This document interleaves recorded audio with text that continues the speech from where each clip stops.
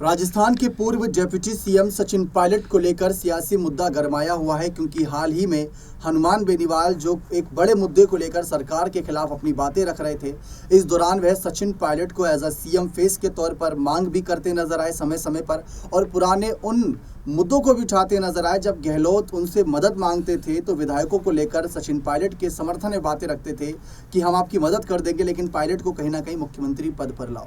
और आज भी वही बात ये रखते हैं हनुमान बेनीवाल। ये कहते नजर आए थे हाल के दिनों में कि अगर किरोड़ी लाल मीणा और सचिन पायलट का साथ मिल जाए, अपने साथ विधायक ले आए, तो आरएलपी की सरकार आराम से बन जाएगी और साथ ही साथ वह सत्ता में भी आ जाएगी। लेकिन सवाल यह है कि जिस तरीके से सचिन पायलट की ताकत, सचिन पायलट की शख्सियत को बाकी नेता पहचान रहे हैं, तो कांग्रेस क्यों नज़रअंदाज कर रही है। हनुमान बेनीवाल एक बड़े नेता है राजस्थान की सियासत में, और ना सिर्फ हनुमान बेनीवाल, हमने राजस्थान चुनाव के वक्त देखा था कि बसपा की बात करें, चाहे आम आदमी पार्टी की बात करें, अन्य पार्टियां भी सचिन पायलट की ताकत को अच्छे से पहचानती थी। और जब बगावत हुई थी तो उस समय बीजेपी भी पायलट को कहीं ना कहीं भाप पा रही थी, लेकिन विधायकों की संख्या कम पड़ने की वजह से वहां पर पायलट को अपने कदम पीछे करने पड़े थे।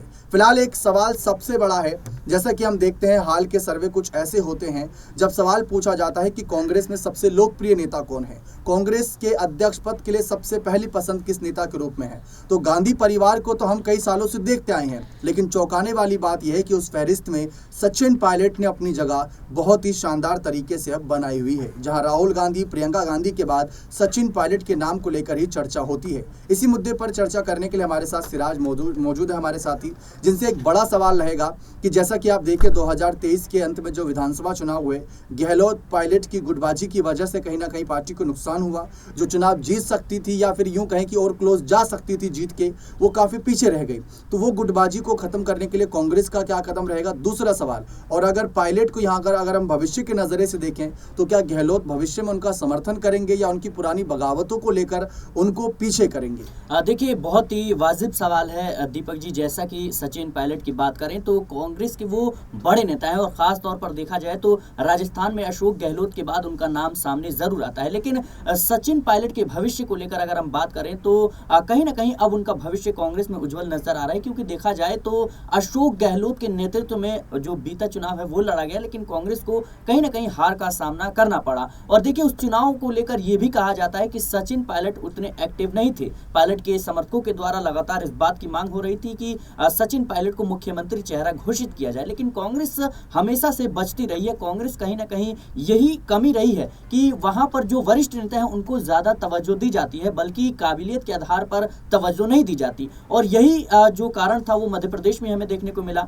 कमलनाथ को मुख्यमंत्री चेहरा बनाया गया, और कारण ये हुआ कि जो तमाम मुद्दे थे उससे कहीं ना कहीं भटकते हुए कमलनाथ नजर आए, चाहे वो धीरेन्द्र शास्त्री से मुलाकात करना हो, चाहे गोदी मीडिया को इंटरव्यू देना हो, जिसका बायकॉट कांग्रेस और इंडिया गठबंधन के दलों ने किया था। और ये जो खेल है, समय पर देखिए सचिन पायलट ने कई मुद्दों को लेकर अशोक गहलोत की सरकार को घेरा है, और सरकार से कहीं ना कहीं मांग की है कि इन तमाम मुद्दों पर कार्रवाई होनी चाहिए। और देखिए, ऐसा नहीं है कि सचिन पायलट को सिर्फ कांग्रेस का समर्थन मिला है, उनको विपक्ष की पार्टियों का भी समर्थन मिला। कई मौकों पर बीजेपी ने भी उनके समर्थन में बातें रखी हैं। और हनुमान बेनीवाल तो हाल ही में किस तरीके से जो बयान दे रहे हैं कि अगर किरोड़ी लाल मीणा और हनुमान बेनीवाल और सचिन पायलट एक हो जाते हैं तो फिर राजस्थान में कम से कम 100 से 150 सीटों पर जो है काम किया जा सकता है, 100 से 150 सीटों पर जो है जीत हो सकती है। तो ये बड़ा सवाल है। लेकिन अब मौजूदा जो हालात नजर आ रहे हैं कांग्रेस के, खासतौर पर राजस्थान में, तो मुझे लगता है कि अशोक गहलोत का कहीं ना कहीं वो आखिरी चुनाव था जो बीत गया, और उसमें उनको हार का सामना करना पड़ा। और अब राहें जो है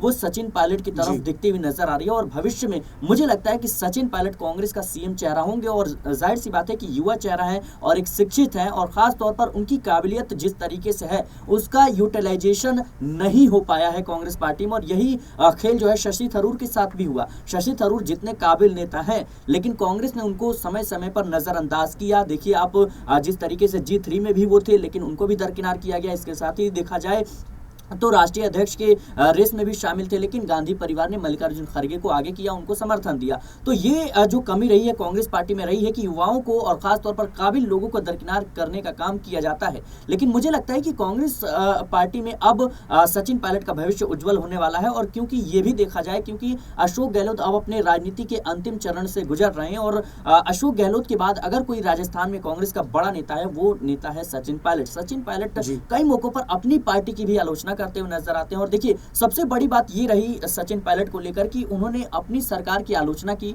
धरने पर बैठे और तमाम तरह की मांगे की, लेकिन कभी भी उन्होंने भारतीय जनता पार्टी का समर्थन नहीं किया, कभी भी वो भारतीय जनता पार्टी की तरफ रुख नहीं किया। उन्होंने कहा कि मैं अलग पार्टी भी जरूर बना सकता हूं लेकिन बीजेपी के साथ नहीं जा सकता। ये जो सबसे एक पॉजिटिव पॉइंट जो है वो कहीं ना कहीं सचिन पायलट के हक में जाता है, क्योंकि जो कांग्रेस और बीजेपी की विचारधारा है वो बिल्कुल अलग अलग है। और अगर सचिन पायलट बीजेपी में जाते तो फिर उन पर एक धब्बा कह सकते हैं थप्पा लग जाता कि इन्होंने कुर्सी के लिए कहीं ना कहीं अपने जो विचार थे वो बदल दिए। जी, लेकिन यहाँ पर अगर देखा जाए तो सचिन पायलट को लेकर अभी हाल ही में गहलोत ने एक बयान दिया जिसमें उन्होंने जिक्र करा कुछ दिनों पहले ही कि मेरी सरकार गिरते गिरते बची थी, बागी हो गए थे कुछ नेता, वह मैं कभी नहीं भूल सकता, लेकिन किसी तरीके से हमने 5 साल पूरे करे।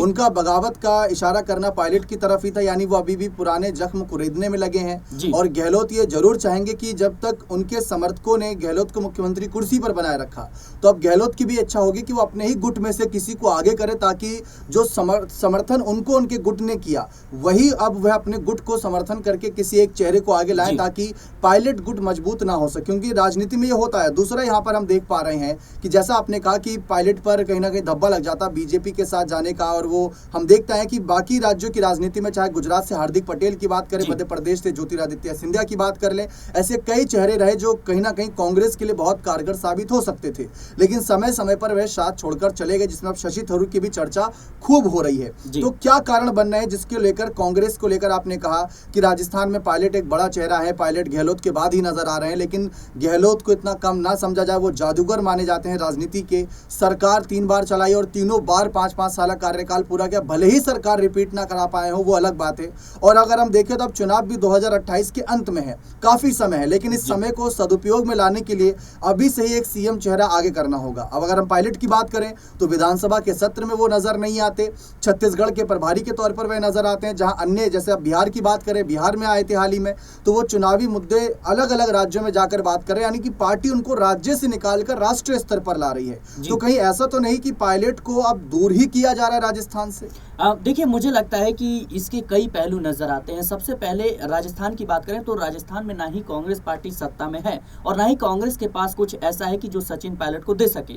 रही बात उनको कह सकते हैं प्रभारी बनाने की, तो देखिए कांग्रेस पार्टी कई राज्यों में संघर्ष करती हुई नजर आ रही है और हरियाणा में तो उन्होंने कह सकते हैं जीती जिताई बाजी जो है हार गई। और अभी देखा जाए तो बिहार में, उत्तर प्रदेश में, कई राज्यों में विधानसभा के चुनाव होने हैं और सचिन पायलट को मौका देना मुझे लगता है कि ये पॉजिटिव साइन है उनके भविष्य के लिए, क्योंकि अशोक गहलोत इसमें कोई डाउट नहीं है कि उनको राजनीति का जादूगर कहा जाता है और उन्होंने कांग्रेस को एक अलग मुकाम पे पहुंचाया है। लेकिन बात यह भी सच है कि इन्हीं के नेतृत्व में कांग्रेस पार्टी सरकार कभी दोहरा नहीं पाई है और कहीं ना कहीं कांग्रेस पार्टी को इस बार भी उम्मीद थी कि राजस्थान में जीत मिलेगी, लेकिन ऐसा होता हुआ नजर नहीं आया। और यह भी कहना सही होगा कि जैसा कि मैंने पहले कहा, अशोक गहलोत अपनी राजनीति के अंतिम चरण से गुजर रहे हैं और इसके बाद कांग्रेस पार्टी को किसी ऐसे नेता की तलाश होगी जो कहीं ना कहीं पार्टी को आगे ले जा सके। अब एग्जांपल दूंगा आपको मध्य प्रदेश की। मध्य प्रदेश में कमलनाथ एक ऐसा चेहरा जिनको कहीं ना कहीं इंदिरा गांधी ने तीसरे बेटे का दर्जा दिया था, लेकिन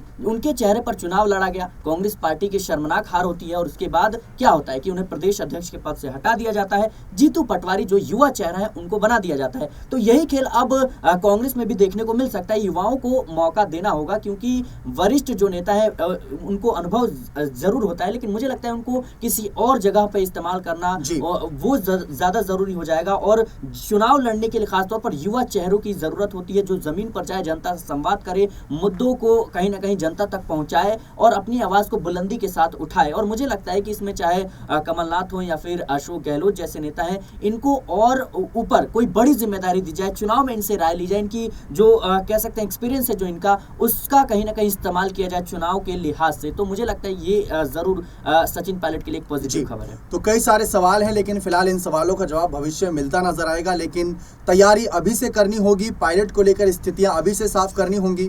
देखते हैं आगे क्या फैसले लिए जाते हैं। बने रहे चैनल के साथ। बहुत बहुत शुक्रिया।